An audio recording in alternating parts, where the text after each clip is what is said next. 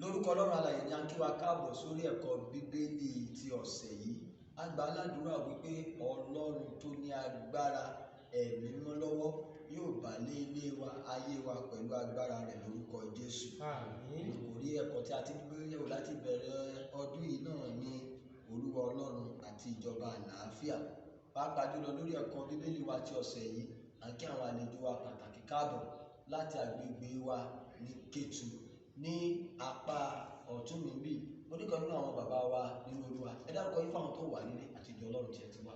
Orúkọ mi ni Akinbile Oyewumi Sunday láti ìjọ Michael mímọ́ Togoloro. Ẹ ṣé bàbá. Bẹ́ẹ̀ náà ní apá àlàáfíà mi bí oníkan nínú àwọn bàbá nínú Olúwa láti agbègbè Ketu bákan náà. Ẹ jẹ́ dárúkọ yín fáwọn tó wà nílé àti ìjọ Ọlọ́run tí ẹ ti wá. Orúkọ mi ni Olaifa Emmanuel láti ìjọ àwọn ènìyàn mímọ́ Ogunleye Ketu. Ẹ ṣé. Àṣẹ Ọlọ́run fún àwọn adarí ti ayé òní àwọn ẹ̀ka tí à ń lò lọ́wọ́lọ́wọ́. Lónìí orí ọ̀rọ̀ wa ni yíyà kúrò.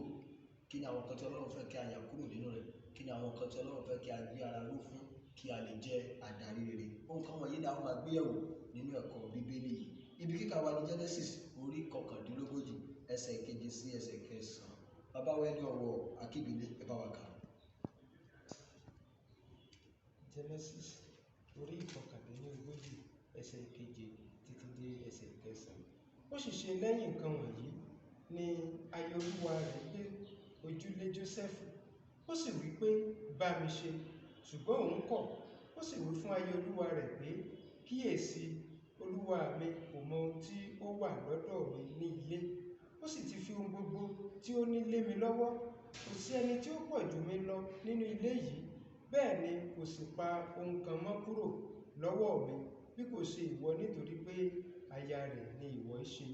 Ǹjẹ́ èmi ó wá ti ṣe wu ìwà búburú ńlá yìí kí èmi ó sì dẹ́ṣẹ̀ sí Ọlọ́run? Ẹ ṣé. Èrò bá wá ní láti ṣe àyẹ̀wò ìdí tí àwọn adarí fi nílò ìkóra ẹni ní ìjánu, láti kẹ́kọ̀ọ́ lórí ipa tí ó tọ́ tí ìyàkúrò ní lórí ìṣàkóso ìjọba.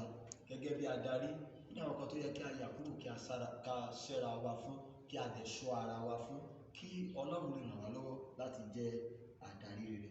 Ní ọjọ́ ìsinmi funfun, àjọyọ̀ ọjọ́ tí ẹ̀mí mú sọ̀kalẹ̀ sórí àwọn àpọ́stélì, àkókò àti àwọn mìíràn ẹnu ní àgbò àpọ́stélì àkọ́kọ́ àti àwọn mìíràn tí ó darapọ̀ mọ́ wọn tí wọ́n sì ń wàásù tí 15,000 ènìyàn sì dàpọ̀ mọ́ ìjọ Kristi.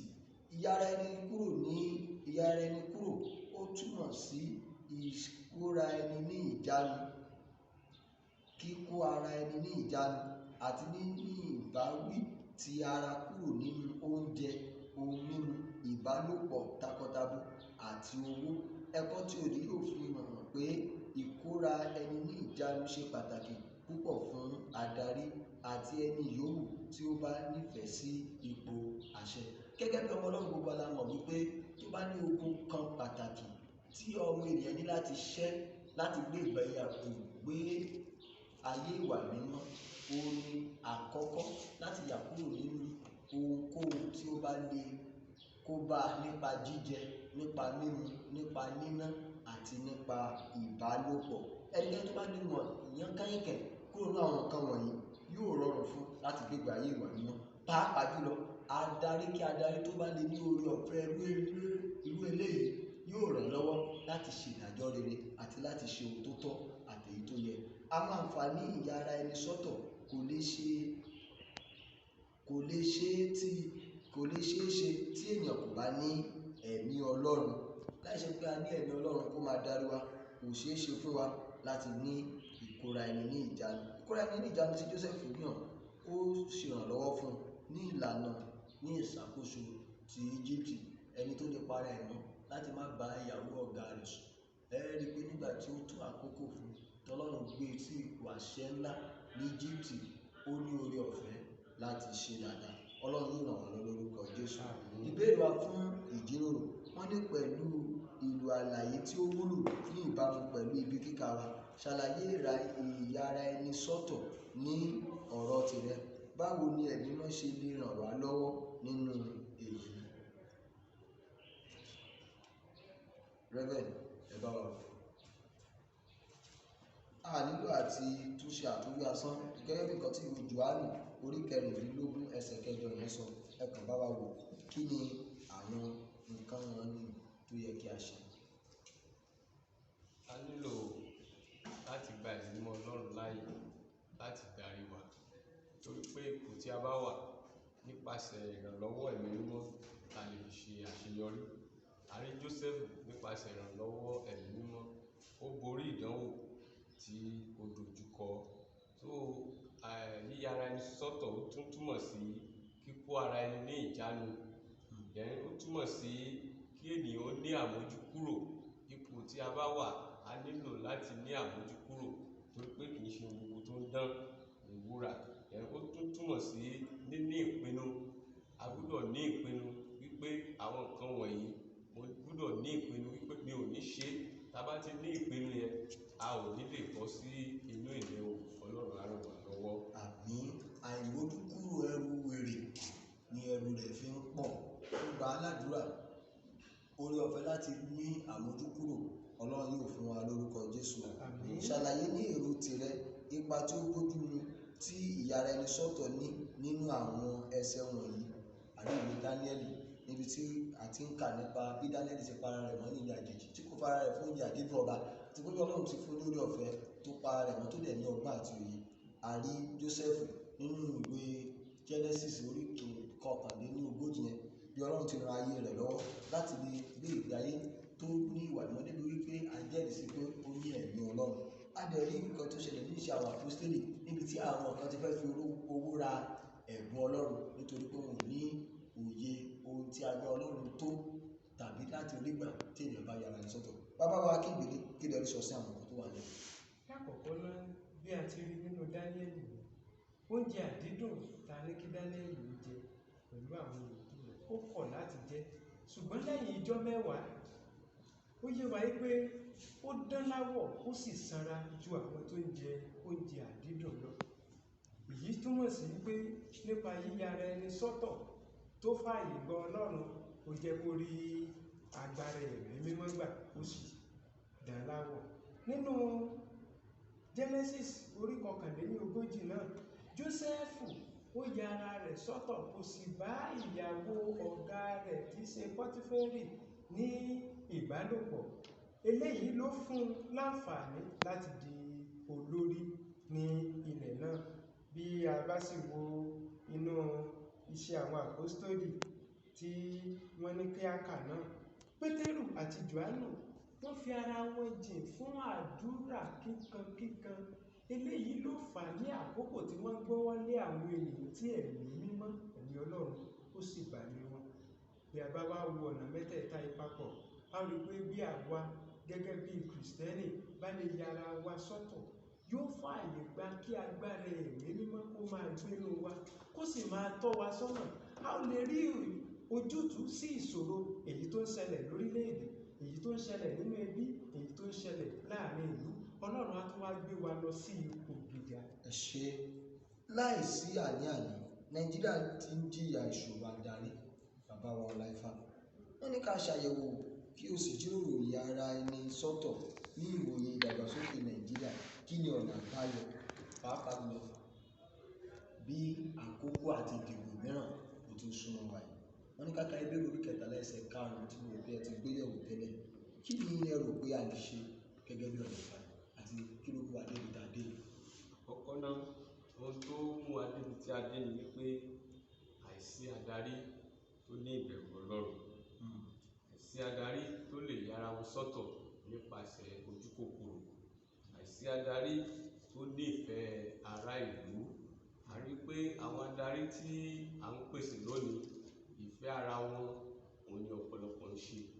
Ọ̀pọ̀lọpọ̀ ò ṣe ìfẹ́ Ọlọ́run, wọn ò ṣe ìfẹ́ ará ìlú. Ìfẹ́ ara wọn àti ìfẹ́ ẹbí wọn ni wọ́n ń ṣe. Ọ̀nà àbáyọ ni wípé a nílò adarí tó ṣetán láti yára rẹ̀ sọ́tọ̀, pàápàá láti ní àmójúkúrò ní ohun tí à ń pè ní ojúkòkòrò. Bákan náà ni a nílò àwọn adarí tó ṣetán láti jẹ́ kí ẹ̀mí mímọ́ Ọlọ́run kó darí wọn, láti gbà fún ẹ̀mí mímọ́ Ọlọ́run láti tọ́ wọn sọ́nà. Tá bá wo Jósẹ́fù gẹ́gẹ́ bí ohun tí a ti ń gbé yẹ̀wò,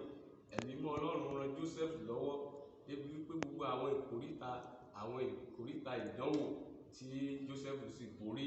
Bákan náà ni a nílò adarí tí kò ní ojú kòkòrò tó jẹ́ wípé a lè jẹ́ olóòótọ́ sí àwọn àtẹni tó ní ìtẹ́lọ́rùn, a lè jẹ́ olóòótọ́ sí àwọn tó ń ṣojú ní ilé ìgbìmọ̀ aṣòfin tàbí ní ìjọba ìbílẹ̀ àti láàrin ìlú.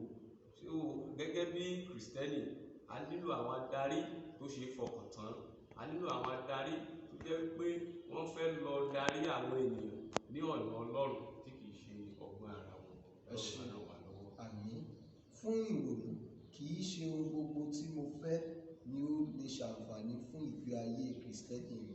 Jíròrò ní ìbámu pẹ̀lú àlàáfíà ara ẹni àti ti ìlú àti Kọ́ríńtì kìíní orí 9 ẹsẹ̀ 12 sọ.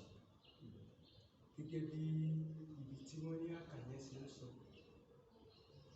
Tá bá wọnú ayé lónìí, àádà ni gbogbo wa ń bá káàkiri. Ṣùgbọ́n kì í ṣe ohun gbogbo tí à ń ní ló wúlò fún wa.